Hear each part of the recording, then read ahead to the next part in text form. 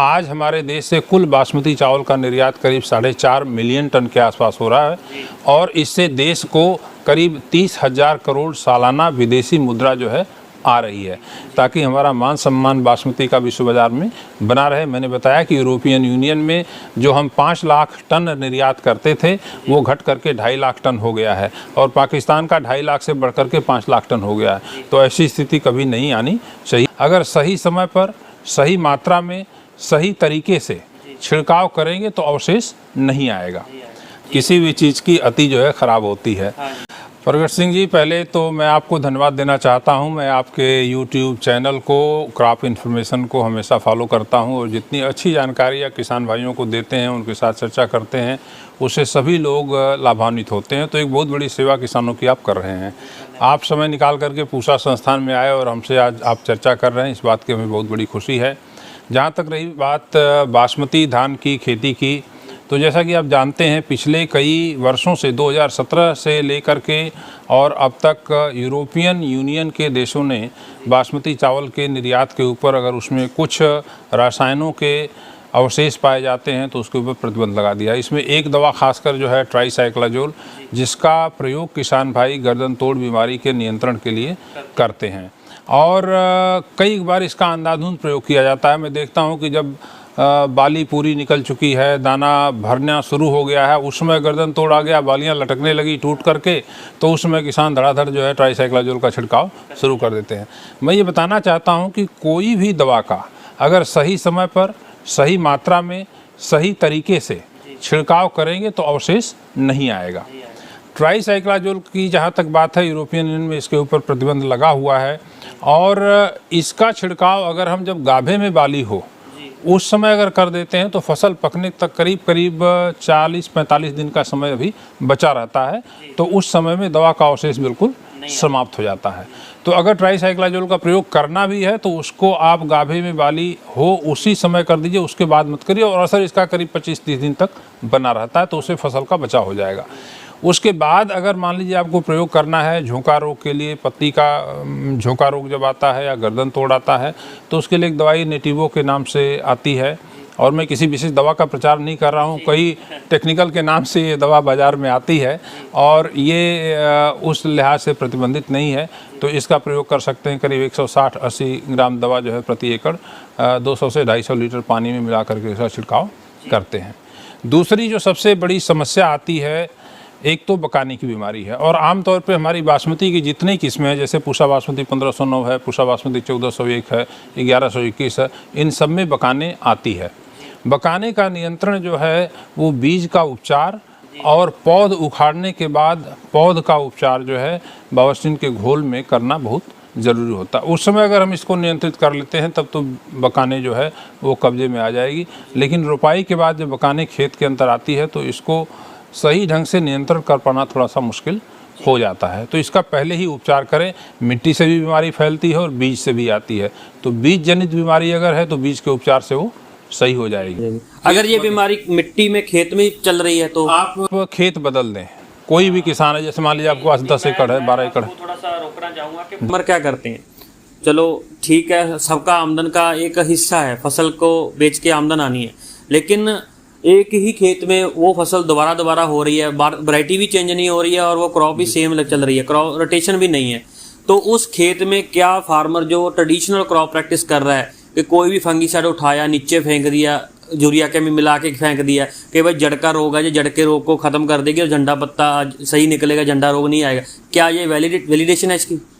कई बार मैंने देखा है किसान भाइयों का हमारे पास भी फ़ोन आता है और तकरीबन 400 ग्राम बावस्टीन बालू में मिला करके या रेते मिला करके उसको छिड़काव कर देते हैं, ये मान करके कि इससे जो है नियंत्रण हो जाएगा और दवाई जो है जड़ के माध्यम से पौधे के अंदर जाएगी, लेकिन बहुत इफेक्टिव कंट्रोल होता नहीं है। एक तो दवा बहुत ज़्यादा डाल रहे हैं, खर्चा भी उसमें बढ़ रहा है और नियंत्रण भी से नहीं होता है। तो अच्छी बात यह है कि जैसे किसी किसान की अगर 10 एकड़ ज़मीन है तो 5 एकड़ में अगर नॉन बासमती लगा रहे हैं, 5 एकड़ में बासमती लगा रहे हैं, तो कई सारी जो गैर बासमती किस्में हैं उसमें बकाने रोग बिल्कुल नहीं आता है। जैसे PR 126 है, पूसा 44 थी, अब तो धीरे धीरे उसकी खेती कम हो रही है लंबा अवधि और पराली की समस्या को लेकर के, तो 126 में नहीं आती है।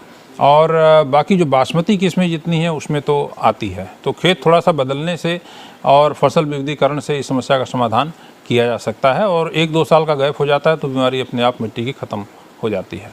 एक धान की बड़ी समस्या, जो धान लगाने के टिलरिंग स्टेज खत्म होने के बाद जस्ट जब पौधा बूटिंग स्टेज में जाता है तो सीथ ब्लाइट की समस्या आनी शुरू हो जाती है। और ज़्यादातर मैंने देखा है अपने तजर्बे के हिसाब से कि उन खेतों में ज़्यादा आती है जहाँ ज़्यादा नहरी पानी लगता है, जहाँ ज़्यादा फर्टिलाइजर का प्रयोग होता है, जहाँ किसान ज़्यादा डेंसिटाइज ज़्यादा संघना चूना लगाते हैं। तो उसको आप कैसे मानते हो कि उसको या तो कमी आए, जहाँ आए नहीं, जहाँ आए तो फिर कैसे ठीक किया जाए?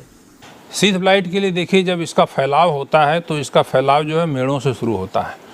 तो एक तो बहुत ज़रूरी है कि बचाव के लिए आप खेत के चारों तरफ जो मेड़ है उसको खरपतवार से बिल्कुल साफ रखें, ताकि मेड़ बिल्कुल साफ रहे। तो वहीं से शुरुआत होती है इसकी, उसको आप रोक सकें। दूसरा, सीथ ब्लाइट का काम कई किसान भाई जो है नत्रजन का प्रयोग बहुत ज़्यादा मात्रा में कर देते हैं। 3 कट्टा 4 कट्टा यूरिया जो है 1 एकड़ में गिर देते हैं, तो इससे भी सीथ ब्लाइट में बहुत ज़्यादा बढ़ावा आता है। सीथ ब्लाइट के नियंत्रण के लिए कई दवाएं हैं। एक दवा एमिस्टार टॉप के नाम से आती है, जिसमें जॉक्सिस्टार्बिन होता है और उसमें ट्राइफेनाकोनाजोल होता है। इसकी मात्रा करीब 200 से 250 ml प्रति एकड़ 250 लीटर पानी में लेकर के छिड़काव करें तो सीथ ब्लाइट का नियंत्रण बहुत प्रभावी तरीके से हो जाता है।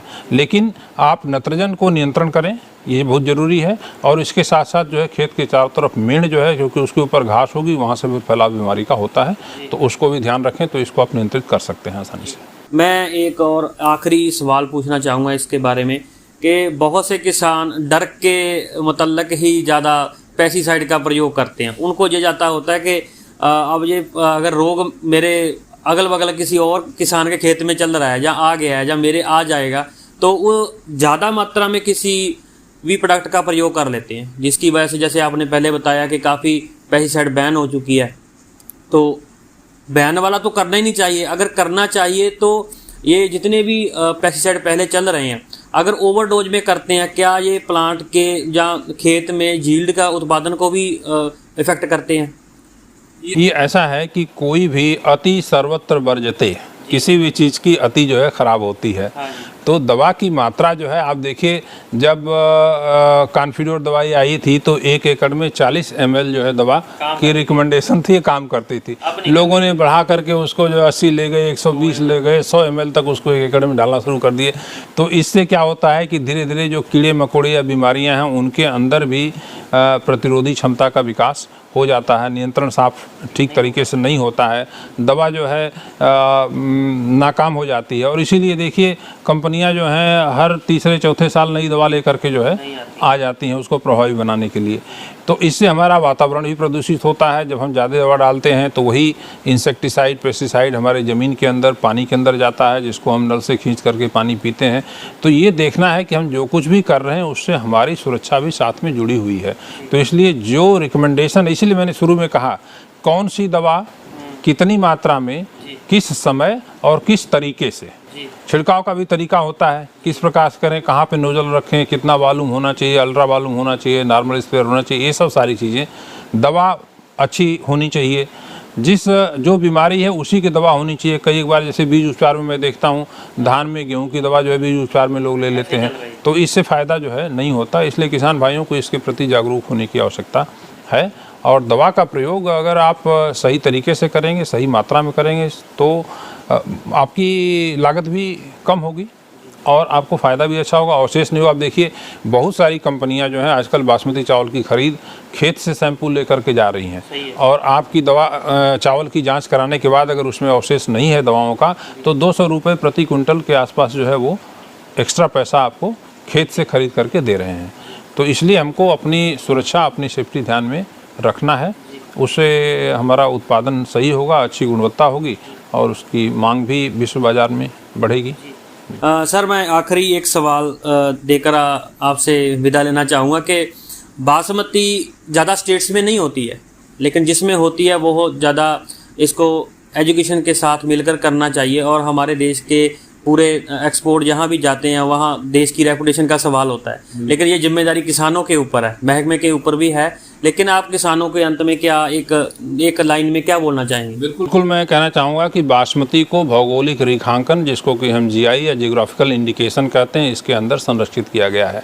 इसकी खेती देश के सिर्फ 7 राज्यों में, जिसमें जम्मू कश्मीर, हिमाचल प्रदेश, पंजाब, हरियाणा, दिल्ली, उत्तर प्रदेश के 27 जिले और उत्तराखंड, इन 7 राज्यों में ही इसकी खेती की जाएगी। तो उसका जो उत्पादन होगा उसको हम बासमती के नाम से बेच सकते हैं।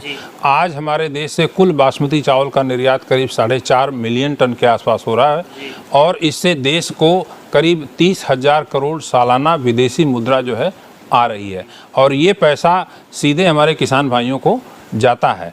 तो उससे उनकी संपन्नता पर, उनके स्वास्थ्य, उनके मेडिकल ट्रीटमेंट के ऊपर, उनके शिक्षा के ऊपर हर चीज़ का स्तर जो है बढ़ा है। बासमती ने किसानों को कहाँ से कहाँ ले आकर के खड़ा कर दिया है और इसलिए ज़रूरी है कि हम लोग बासमती को बचा करके रखें ताकि हमारा मान सम्मान बासमती का विश्व बाज़ार में बना रहे। मैंने बताया कि यूरोपियन यूनियन में जो हम 5 लाख टन निर्यात करते थे वो घट करके 2.5 लाख टन हो गया है और पाकिस्तान का 2.5 लाख से बढ़ करके 5 लाख टन हो गया है। तो ऐसी स्थिति कभी नहीं आनी चाहिए और इसका दारोमदार सभी किसान भाइयों के ऊपर है, हमारे वैज्ञानिकों के ऊपर भी है।